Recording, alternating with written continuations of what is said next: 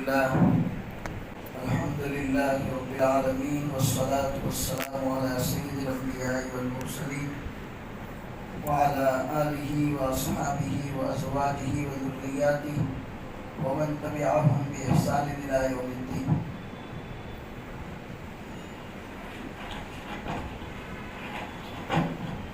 أعوذ بالله من الشيطان الرجيم. بسم الله الرحمن الرحيم. إن الصلاة تنهى عن الفحشاء والمنكر وقال الله تبارك وتعالى قد أفلح المؤمنون الذين هم في صلاتهم خاشعون. صدق الله العظيم وصدق رسوله النبي الكريم ونحن على ذلك لمن الشاهدين والشاكرين والحمد لله رب العالمين. میرے محترم دینی بھائیوں، گزشتہ کئی جمعات سے نبی اکرم صلی اللہ علیہ وسلم کی سیرت اور آپ کی سیرت کے مختلف پہلو کو ہم پڑھ رہے ہیں، سن رہے ہیں. آپ کی سیرت کے ایک ایک پہلو کو اللہ ہم سب کو اپنی زندگی میں اپنانے کی توفیق عطا فرمائے. آپ کی سیرت کا عظیم ترین پہلو جو ہے وہ نماز ہے. نماز عبادتوں میں سب سے اعلیٰ نمبر پر ہے. اس لیے بعض روایتوں میں آتا ہے کہ بعض لوگوں کے ساتھ اللہ کا یہ معاملہ ہوگا کہ میدان محشر میں فرمائیں گے کہ اس کی نماز دیکھی جائے. اگر نماز اس کی درست ہے تو اللہ کا یہ حکم ہوگا کہ اس کے تمام کام درست ہوں گے، اس کو بغیر حساب کتاب کے بھیج دیا جائے. اور اگر نماز میں کہیں کمی اور کوتاہی نظر آئے تو پھر میرے بھائیوں زندگی کے ایک ایک پہلو کا حساب دینا پڑے، ایک ایک گھڑی کا حساب دینا پڑے. ہمارا معاملہ کیسا ہے، کیسے ہم زندگی گزارتے ہیں، ہم سب جانتے ہیں کہ اگر اللہ حساب دینے پہ آ گیا تو ایک گھڑی تو کیا ایک سیکنڈ، جو سانس ہم اندر اتارتے ہیں اور جو سانس ہم باہر نکالتے ہیں اس کا بھی ہم حساب نہیں دے سکتے. اسی لیے نماز عبادتوں میں سب سے اعلیٰ نمبر پر ہے. اور نبی کریم صلی اللہ علیہ وسلم کی سیرت کے جتنے پہلو ہیں ان میں سے نماز بھی ایک عظیم ترین پہلو ہے. اس کی طرف زیادہ توجہ دینے کی ضرورت ہے. صحابہ فرماتے ہیں کہ اللہ کے رسول ہمیں نماز پڑھ کے بتاتے تھے اور فرماتے تھے صلو کما رأیتمونی اصلی، ایسے نماز پڑھو جیسے تم لوگ مجھے نماز پڑھتا ہوا دیکھتے ہو. ایسا اللہ کے رسول فرماتے ہیں. ایک صحابی فرماتے میں مسجد میں نماز پڑھنے کے لیے آیا، اللہ کے رسول کو صحابہ کے ساتھ تشریف فرمائے. میں نے 2 رکعت نماز پڑھی اور آ کر اللہ کے رسول کی مجلس میں بیٹھ گیا. حضور نے فرمایا قم فصلی فإنک لم تصلی، کھڑے ہو جاؤ، جا کے نماز پڑھو اس لیے کہ تم نے نماز برابر نہیں پڑھی. وہ صحابی کہتے ہیں میں نے کوئی آرگومنٹ، کوئی دلیل نہیں کی، میں فوراً گیا، 2 رکعت نماز پڑھی، پھر واپس آئے. آ کے جیسے ہی بیٹھا تھا اللہ کے رسول نے دوبارہ فرمایا قم فصلی فإنک لم تصلی، جاؤ نماز پڑھ کے آؤ، تم نے نماز ٹھیک نہیں پڑھی. وہ صحابی فرماتے ہیں کہ میں تیسری مرتبہ چلا گیا، 2 رکعت نماز پڑھ کے آیا، بیٹھنے جا رہا تھا کہ اللہ کے رسول نے سہبارہ فرمایا. تو میں نے کہا یا رسول اللہ آپ بھی بتا دیجیے کہ میری نماز میں کیا کمی ہے. تو حضور نے فرمایا کہ تمہارا رکوع اور تمہارا سجدہ درست نہیں. پھر فرمایا صلو کما رأیتمونی اصلی، ایسے نماز پڑھو جیسے کہ تم لوگ مجھے نماز پڑھتا ہوا دیکھتے ہو. تو نماز کی طرف توجہ دی گئی. اللہ کے رسول صلی اللہ علیہ وسلم کی نماز بہت سارے صحابہ نے نقل کیے، میں نے اللہ کے رسول کو اس طرح نماز پڑھتے ہوئے دیکھا، دوسرے صحابی کہہ رہے میں نے ایسے دیکھا، میں نے اللہ کے رسول کا رکوع ایسے دیکھا، میں نے اللہ کے رسول کا سجدہ ایسا دیکھا۔ حضرت جابر رضی اللہ تعالیٰ عنہ اللہ کے رسول کی نماز کے ایک ایک پہلو کو بیان کرتے ہیں، اور زندگی بھر مدینہ المنورہ کی زندگی میں نماز جب فرض ہوئی تو اس کے بعد ہر پہلو پر اللہ کے رسول کی طرف سے نماز کی تاکید کی جاتی ہے۔ اور یہ کتنا عظیم الشان عبادت ہوگی میرے بھائیوں، کہ آپ اس کا اندازہ اس بات سے لگا سکتے ہیں کہ اللہ نے بندوں پر جتنے احکام اتارے، روزہ فرض کیا، زکوٰۃ فرض کی، حج فرض کیا، اس کے علاوہ بہت سارے احکام ہیں، پڑوسیوں کے ساتھ آپ کو کیا سلوک کرنا ہے، بیوی بچوں کے ساتھ کیا سلوک کرنا ہے، لین دین کے معاملات کیا ہے، جتنے شریعت کے احکام اللہ تبارک و تعالیٰ نے اتارے ہیں وہ زمین پہ اتارے، لیکن جب نماز کو اتارنے کی باری آئی تب اللہ نے اپنے نبی کو معراج پہ بلایا۔ اللہ نے نماز کو دینے کے لیے اپنے نبی کو معراج پہ بلایا۔ حالات کیا تھے، سچویشن کیا تھی اس وقت کی؟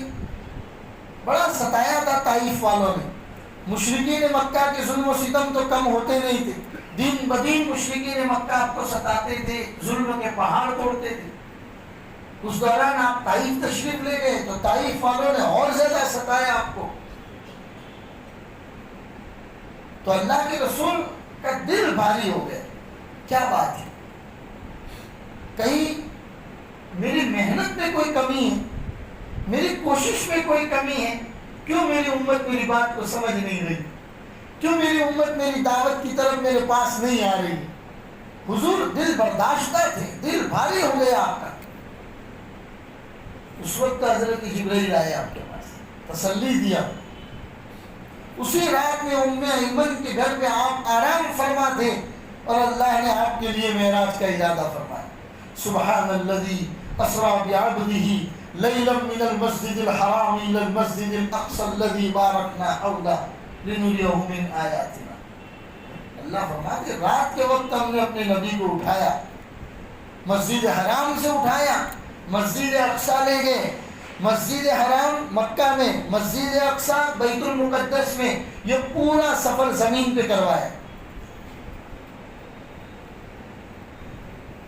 اور اسی کو اسرا کہا جاتا ہے۔ اور بیت المقدس سے آسمانوں کا جو سفر کروایا وہ اللہ نے براق کے اوپر ہواؤں میں کروایا، اور اسی کو معراج کہا جاتا ہے۔ اور وہاں پرسنلی اللہ تعالیٰ سے ملاقات ہوئی، کسی اور کو یہ موقع نصیب نہیں ہوا، کسی کو نہیں ہوا۔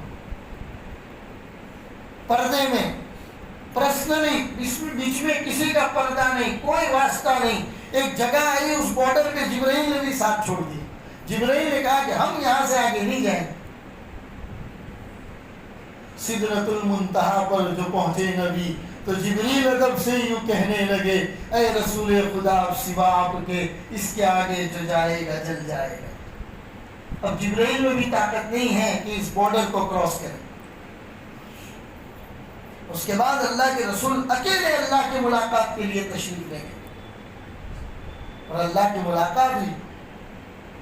اللہ نے فرمایا محمد واپس جب دنیا میں جاؤ گے، زمین پر جاؤ گے اور لوگوں کو بتاؤ گے کہ آج رات میں اپنے اللہ سے ملاقات کر کے آیا ہوں، معراج میں گیا تھا، اللہ سے ملاقات کر کے آیا ہوں، کسی نے پوچھ لیا کہ اللہ نے کیا تحفہ دیا ہے آپ کو تو کیا بتاؤ؟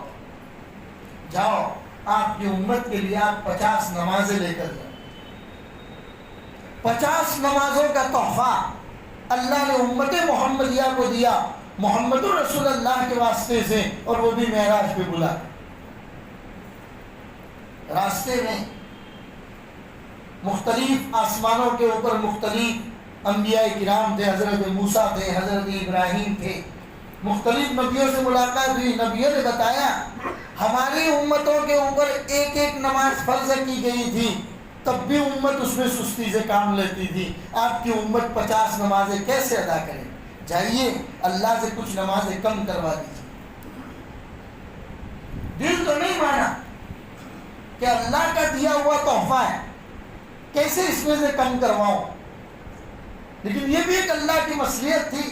نبی محمد رسول اللہ کو دیگر انبیاء بتا رہے ہیں اور اللہ کے رسول واپس تشریف لے گئے.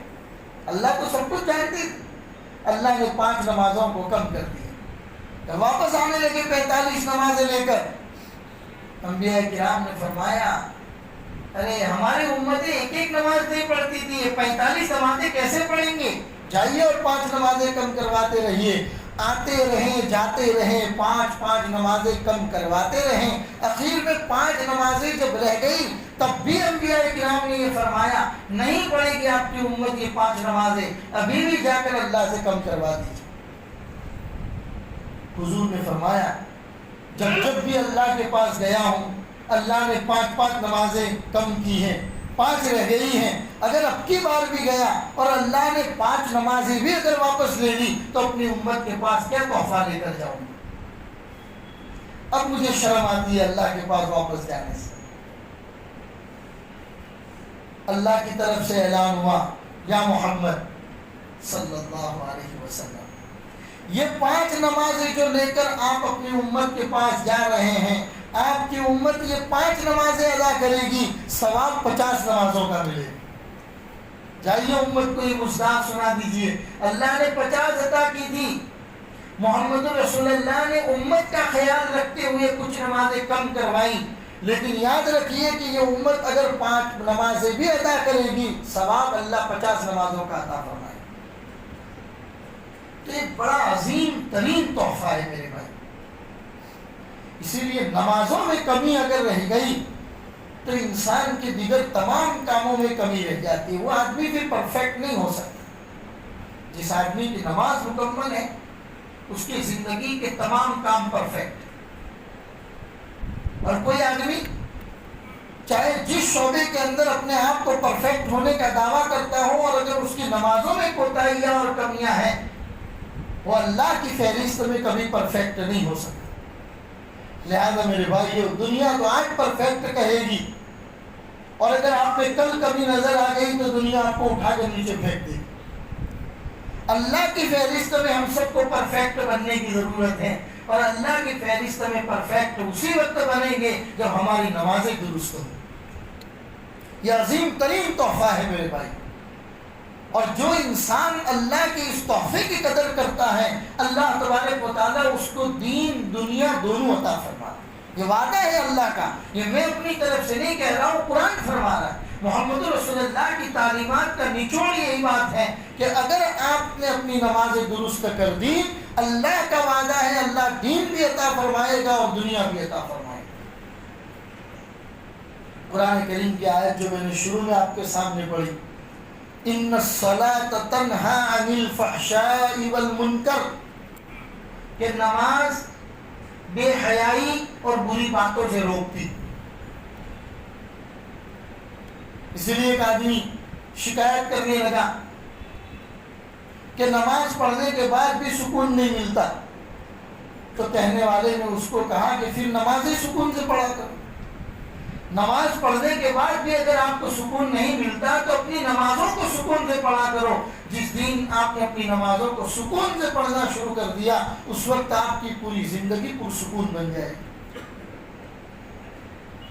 ایک صحابی ایک آدمی کے بارے میں اللہ کے رسول سے شکایت کرنے لگے، یا رسول اللہ یہ فلاں آدمی جو ہے پورے دن نمازیں پڑھتا ہے عبادت کرتا ہے لیکن رات ہوتے ہی چوریاں کرتا ہے. جیسے ہی رات ہو جاتی ہے لوگوں کے گھروں میں چوریاں کرنا شروع کر دیتا ہے، پوری دن نمازیں پڑھتا ہے. اللہ کے رسول نے فرمایا ان قریب اس کی نمازیں اس کو چوری سے روک دیں. یہ اللہ کے رسول نے بڑے یقین کے ساتھ فرمایا کہ ان قریب اس کی نمازیں ہی اس کو چوری سے روک دیں. پتہ چلا نمازیں برائیوں سے بھی روکتی. کوئی آدمی کے اندر بری عادتیں ہیں، چاہنے کے باوجود وہ عادتیں اس سے نکلتی نہیں ہیں، چھوٹتی نہیں ہیں، تو اس آدمی کو ہاتھ پکڑ کر مسجد کی طرف لے آئے، اس کو نمازوں کا عادی بنا دیجئے. جس دن وہ نمازوں کا عادی بن گیا اس کی نمازیں اس کو برائی سے روک دیں. نماز میں بڑی طاقت ہے میرے بھائی. اور اللہ کا وعدہ ہے، رسول اللہ صلی اللہ علیہ وسلم کا وعدہ ہے، اللہ دین بھی عطا فرماتا ہے، دنیا بھی عطا فرماتا ہے۔ آپ کاروبار کرتے ہیں، آپ کو کاروبار میں لاس جا رہا ہے، سمجھ میں نہیں آتا کاروبار کیسے کرنا ہے، نماز کی طرف آ جائیے۔ 5 وقت کی نماز پابندی کے ساتھ مسجد میں جماعت کے ساتھ ادا کرنے کا اہتمام کیجیے۔ اور حضرت شیخ زکریا رحمۃ اللہ علیہ نے لکھا ہے کہ ہر نماز کے بعد ایک دعا اللہ ضرور قبول کرتے ہیں، آپ اسی وقت دعا کیجیے اپنے اللہ سے، چاہے آپ کے کون سے مسائل ہو، آپ کی پرسنل لائف کے مسائل ہو، آپ کے گھریلو مسائل ہو، دین دنیاوی جون سے بھی مسائل ہو، اس نماز میں آپ دعا کا اہتمام کیجیے۔ اللہ کا وعدہ ہے کہ اللہ آپ کو جس پریشانی میں آپ مبتلا ہے اس سے اللہ آپ کو نکال دے۔ نماز میں بڑی طاقت ہے میرے بھائی۔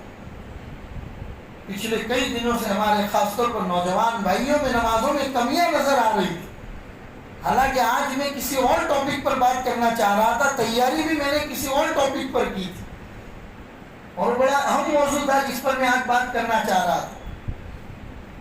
اچانک مائنڈ چینج ہوا، میں نے سوچا کہ نہیں، آج نماز پر بات کرنے کی ضرورت ہے، کیونکہ ہمارے نوجوان بھائی، ہمارے اپنے شکایت نہیں ہے، درد ہے، اپنوں سے کیا شکایت، یہاں آپ کے بیچ میں پچھلے 10-12 سال سے ہوں، یہی آپ کے بیچ میں رہتا ہوں، بھائی ہے کچھ میرے باپ کی عمر کے لوگ ہیں، تو میرے اپنے، تو اپنوں سے شکایت نہیں ہوتی، درد ہوتا ہے۔ اور درد یہی ہے کہ پچھلے کئی دنوں سے نمازوں میں سستی دیکھ رہا، مغرب کی نماز پڑھانے کے لیے مصلی پر کھڑا ہوتا ہوں، مؤذن صاحب اپنی تکبیر پوری کر لیتے ہیں، میں اللہ اکبر کہہ کر ہاتھ باندھنے والا ہوتا ہوں، تب تک مسجد کے اندر صرف 4 یا 5 مصلی ہوتے ہیں۔ کتنی افسوس کی بات ہے، آپ بتائیے۔ میں یہاں کھڑا ہوں، مجھے نماز شروع کرنی ہے، اذان شروع ہوئی، مؤذن صاحب نے اذان دینے میں 3-3.5 منٹ کا وقت اس میں ہوا، آدھی منٹ کے بعد ہم کھڑے ہوتے ہیں، تکبیر دیتے ہیں، اللہ اکبر کہنے میں اس پورے عرصے میں 5 منٹ لگتی ہیں۔ اگر مؤذن کے اذان اللہ اکبر سن کر ہم اپنی دکان سے کھڑے ہو جائیں اور مسجد کی طرف آنا شروع کر دیں، تو جب امام الحمدللہ شروع کریں انشاءاللہ آپ پہلی صف میں ہوں۔ یہ ہماری کوتاہی ہے، ہماری سستی ہے میرے بھائیوں، کہ سورہ فاتحہ تک ختم ہو جاتی ہے اور مصلی 4 یا 5 مسجد میں موجود ہیں، اور جب سلام پھیرتا ہوں تو پیچھے کی پوری صفیں جن کی رکعتیں گئی ہوئی ہوتی۔ دوبارہ کہہ رہا ہوں، یہ شکایت نہیں ہے، درد ہے، اپنوں کا درد ہے، یہ کمی ہے میرے بھائی۔ دنیا میں کتنی ترقی کر لیں، سونے چاندی کے بستروں پر آپ سونا شروع کر دیں، آپ کے گھروں میں روپیے اور پیسوں کے انبار لگ جائیں، آپ کو کبھی دنیاوی معاملات میں کسی چیز کی کمی نہ ہو، لیکن پھر بھی اگر نمازوں میں کمی اور کوتاہی رہ جاتی ہے، ہم سے بڑا غریب اور مفلس ترین انسان اس سرزمین پر کوئی نہیں، ہم ہی سب سے بڑے مفلس ہیں، چاہے آپ سونے اور چاندی کے بستروں پر سوتے ہیں، کیونکہ نماز جیسی اہم چیز کے اندر ہم سے کوتاہی ہو میرے بھائی، وہ قوم کبھی ترقی نہیں کر سکتی۔ وہ قوم چاہے بیت اللہ کا پردہ پکڑ کر اللہ سے رو رو کر دعائیں کرے، اور جس کی نمازوں کا کوئی ٹھکانہ نہ ہو، اس قوم کی ترقی کا کوئی ذمہ وار نہیں ہو سکتا، کوئی ذمہ داری نہیں لے سکتا۔ لہذا دینی دنیاوی دونوں راستوں کے اندر میں اور آپ اگر ترقی چاہتے ہیں تو ضروری ہے، اور سب سے بڑا ضروری یہی ہے کہ ہم اپنی نمازوں کو درست کریں۔ علامہ اقبال نے کہا ہے، وہ ایک سجدہ جسے تو گرا سمجھتا ہے، گرا اردو میں کہتے ہیں بھاری، جو تجھے سجدہ کرنا بھاری پڑتا ہے، وہ ایک سجدہ جسے تو گرا سمجھتا ہے، 1000 سجدوں سے دیتا ہے آدمی کو نجات۔ اس اللہ کے سامنے اپنے آپ کو جھکانا، سجدہ کرنا شروع کر دو، دنیا کی کسی طاقت کے سامنے آپ کو اور مجھے جھکنے کی ضرورت نہیں پڑے گی میرے بھائی۔ لہذا اپنی نمازوں کو درست کرنے کی ضرورت ہے، نماز ہی سب سے بڑی چیز ہے۔ موطا امام مالک رحمۃ اللہ علیہ، موطا امام مالک ایک کتاب ہے جو ہم مدرسوں میں بچوں کو پڑھاتے ہیں، اس میں روایت لکھی ہے کہ سیدنا حضرت عمر فاروق رضی اللہ تعالیٰ عنہ ہر مہینے کے چاند کی پہلی تاریخ ہوتی تھی، تو ظاہر سی بات ہے حضرت عمر فاروق کی حکومت صرف مدینہ میں نہیں تھی، مدینہ میں بیٹھ کر آپ حکومت کرتے تھے اور آپ کی حکومت فلسطین اور ایران تک پھیلی ہوئی تھی، جزیرۃ العرب کے باہر آپ کی حکومت پھیلی ہوئی تھی۔ آپ اردو مہینے کی پہلی تاریخ کو گورنروں کے نام، نئے نئے احکام اور نئے نئے رولز ریگولیشن آپ روانہ کرتے تھے۔ حضرت عمر کی عادت ہے دنیا کا آج حاکم کوئی جو ہر مہینے اپنے گورنروں کو نئے نئے احکام بھیجتا ہو؟ حضرت عمر فاروق ہر مہینے کی پہلی تاریخ کو اپنے تمام گورنروں کے نام، رولز ریگولیشن جس میں کچھ تبدیلی چینجنگ وغیرہ کرنی ہوتی تھی وہ تیار کر کے بھیجتے تھے۔ آپ کا سب سے پہلا قاعدہ جو اوپر لکھا ہوا ہوتا تھا وہ یہ ہوتا تھا کہ نمازوں کا اہتمام کرو اور اپنے مصلیوں کو نمازوں کا اہتمام کرو۔ حالانکہ اس رولز اور ریگولیشن میں تمام پولیٹیکل ایشوز لکھے ہوئے، تمام سیاسی نظام اور سیاسی قاعدے قوانین، ملک کو چلانے کے لیے کن کن امور کی ضرورت ہے وہ تمام باتیں اس میں لکھی ہوئی ہیں، بڑے امپورٹنٹ خطوط ہوتے ہیں۔ اس کے اندر بھی سب سے پہلی لائن جو ہوتی تھی وہ نمازوں کے اہتمام کی طرف ہوتی تھی۔ چنانچہ ایک مرتبہ گورنروں کی میٹنگ بلائے اور گورنروں کو پوچھ رہے ہیں کہ بھئی آپ مدینہ آئے ہوئے ہو تو اپنی جگہ پر کس کو چھوڑ کے آئے، اپنا نائب کس کو بنا کے آئے؟ کیونکہ اس زمانے میں جو گورنر ہوتے تھے وہی مصلی بھی سنبھالتے تھے، حکومت کے کام بھی سنبھالتے تھے، مسجد کا مصلی بھی وہی سنبھالتے تھے۔ چنانچہ گورنر نے کہا کہ میں اپنے علاقے میں ایک نوجوان بچے کو، حبشی بچے کو، غلام بچہ ہے، اس کو میں اپنی جگہ سونپ کے آیا ہوں۔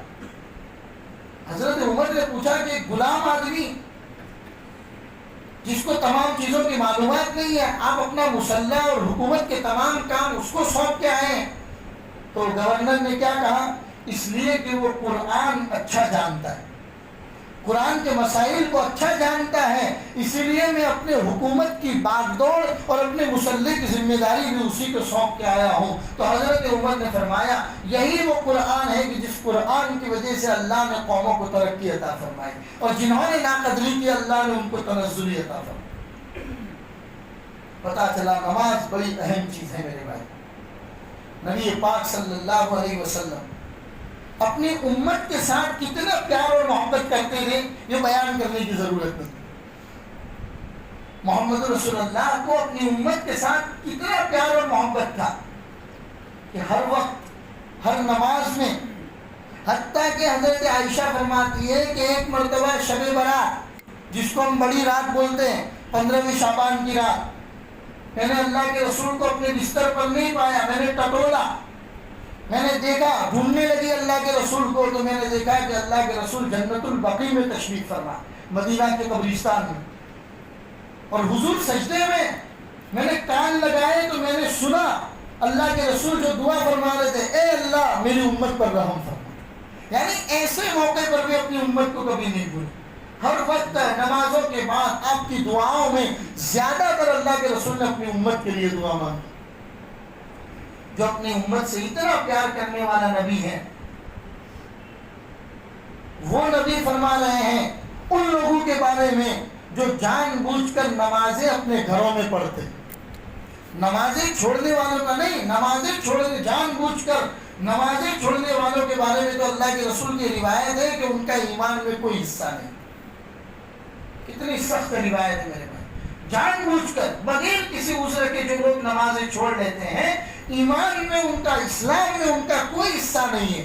ہم تو بات کر رہے ہیں ان لوگوں کی جو جان بوجھ کر بغیر عذر کے نماز اپنے گھروں میں پڑھتے ہیں۔ اللہ کے رسول نے فرمایا کبھی کبھی میرا دل چاہتا ہے کہ جب نماز کا وقت ہو تو مؤذن کو کہوں کہ وہ اذان دے، اور اذان کے بعد جب نماز کا وقت ہو جائے تو میں اپنی جگہ پر مصلی پر کسی اور کو کھڑا کروں اور میں جاؤں اور ان لوگوں کو پکڑوں جو اپنے گھروں میں نماز پڑھتے ہیں، اور نوجوانوں کو کہوں کہ جاؤ جنگلوں سے لکڑیاں لے کر آؤ اور ان لکڑیوں سے ان کے گھروں کو آگ لگا دو۔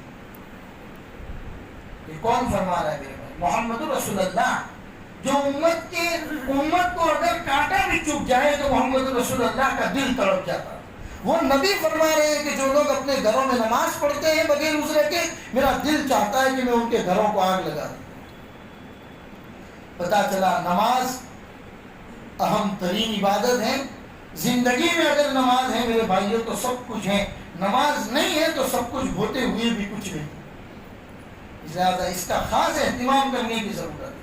نماز چھوڑ دینا یہ تو بہت بڑی بات ہے.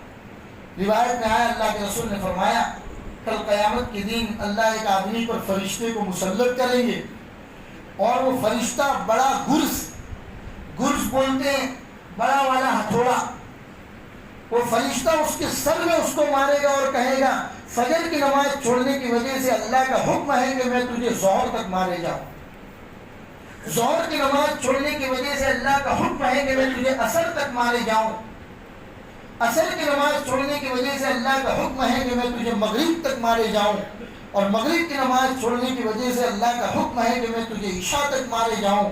اور عشاء کی نماز چھوڑنے کی وجہ سے اللہ کا حکم ہے کہ میں تجھے فجر تک مارے جاؤں. اور اللہ کا حکم ہے یہ قیامت تک اور محشر کے میدان میں جب تک اللہ تعالیٰ فیصلہ نہ کر دیں گے تمام چیزوں کا، یہی تیرے ساتھ یہ سلوک ہونا چاہیے.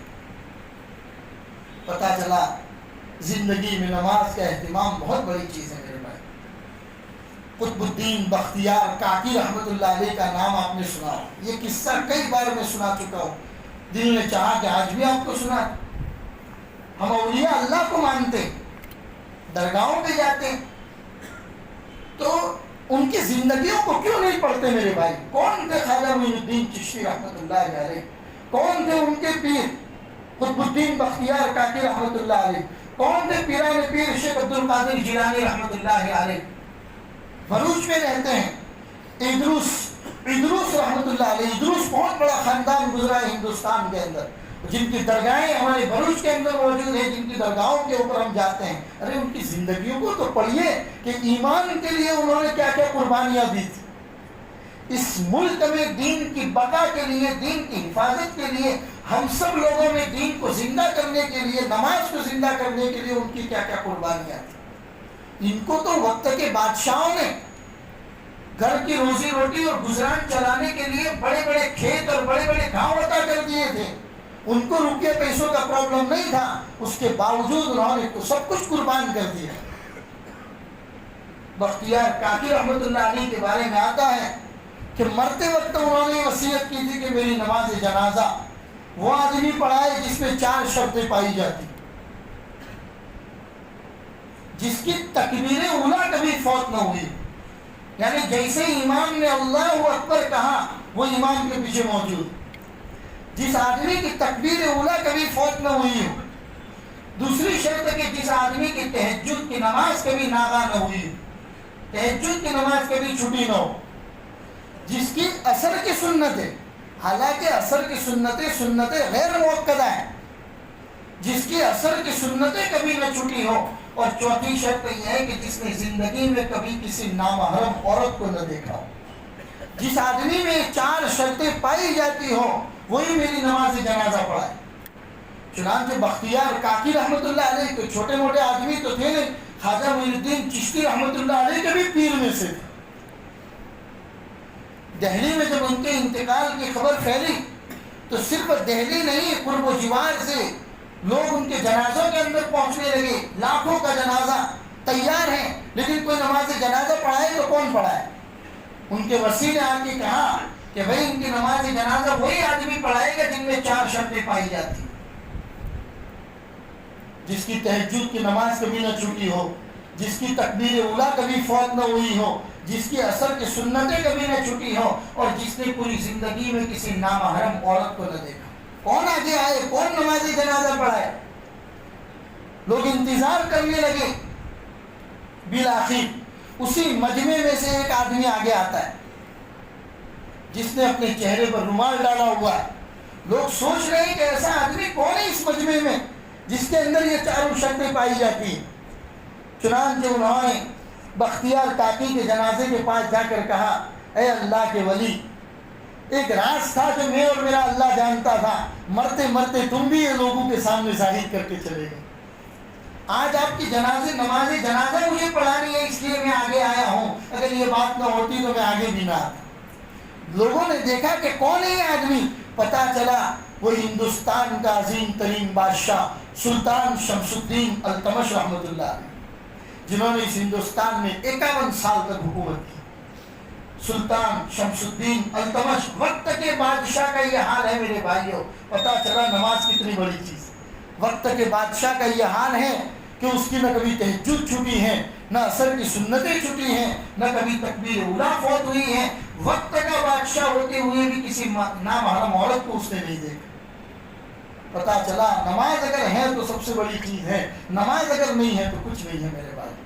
لہذا نماز کو ادا تو کرنا ہی کرنا ہے، لیکن نماز کے ساتھ جن چیزوں کا خیال رکھنا ہے وہ یہ ہے کہ نماز کو وقت پر ادا کرنا ہے. وقت نکل جانے کے بعد ہم آ رہے ہیں مسجد کے اندر تو گویا کہ اس کی مثال تو ایسی ہے، اللہ حفاظت فرمائے نعوذ باللہ، کہ سر کے اوپر ایک بوجھ تھا جس کو آپ اٹھا کے نیچے پھینک رہے. ورنہ نماز کو آپ بوجھ نہ سمجھتے، اللہ کی عبادت سمجھتے تو مؤذن کی آواز اللہ اکبر آپ کے کانوں میں آتی، آپ مسجد کا رخ کر دیتے. تو وقت پر ادا کرنا ہے، مسجد میں ادا کرنا ہے، اور جماعت کے اہتمام کے ساتھ نماز کو ادا کرنا ہے. اس کا خیال رکھیں میرے بھائی، خاص طور پر جمعہ کے دن بھی اس کے اہتمام کرنے کی ضرورت ہے. کتنی کمیاں ہم لوگ دیکھتے ہیں. جمعہ کے دن اللہ کے فضل و کرم سے ہم مسجد تو پہنچ جاتے ہیں، پھر مسجد میں آنے کے بعد کتنے میرے بھائی کہوں گا میرے بھائی ہیں، موبائل میں یہیں بیٹھ کر بھی موبائل میں لگے رہتے. جمعہ کا خطبہ جو کہ سننا واجب ہے، اتنا واجب ہے کہ کوئی بات کر رہا ہو تو آپ اس کو چپ رہے اتنا بھی نہیں بول سکتے. آپ کے بازو میں کوئی آدمی اگر بات کر رہا ہے تو آپ اس کو یہ بھی نہیں بول سکتے کہ بھائی چپ ہو جا، کیونکہ جمعہ کا خطبہ سننا اتنا واجب ہے. اس کے باوجود یہاں میں خطبہ دے رہا ہوں، کتنے میرے بھائیوں کو دیکھنا ہو کہ آپس میں کانا پھوسی کر باتیں کر رہے. یہ تمام نماز جمعہ وغیرہ کی تمام ناقدری کی بنیاد پر ہوتا ہے میرے بھائی. اور یاد رکھو خدا کا نظام ہے، اللہ بڑا بے نیاز. اللہ الصمد، قل هو اللہ احد، اللہ الصمد. کیا مطلب اللہ الصمد کا؟ اللہ الصمد کا مطلب یہی ہے کہ اللہ بڑا بے نیاز ہے. ہم تو کوئی بے نیاز نہیں ہے، اللہ بڑا بے نیاز ہے. جو قدردان ہوتے ہیں اللہ ان کو ہاتھوں میں اٹھاتا ہے، اور جو ناقدرے لوگ ہوتے ہیں اللہ اٹھا کے پھینک دیتا ہے. 26ویں پارے کی سورہ محمد کی آخری آیت میں اللہ نے فرمایا وَإِن تَتَوَلَّوْا يَسْتَبْدِلْ قَوْمًا غَيْرَكُمْ ثُمَّ لَا يَكُونُوا أَمْثَالَكُمْ. اگر روگردانی کرو گے، ناقدری کرو گے تو یاد رکھو يَسْتَبْدِلْ قَوْمًا غَيْرَكُمْ، اللہ تمہاری جگہ دوسرے لوگوں کو لے آئے گا. ثُمَّ لَا يَكُونُوا أَمْثَالَكُمْ، وہ تمہاری طرح نہیں ہوں. اس لیے میرے بھائیو نماز جیسے معاملوں میں ناقدری نہ کی جائے. جمعہ کے دن کوشش یہ کرو کہ جب پہلی اذان ہو اس وقت ہی اپنے کاروبار کو بند کرنے کی کوشش کرو. پہلی اذان ہوتے ہی ہماری پوری تیاری مسجد کی طرف جانے کی ہونی چاہیے.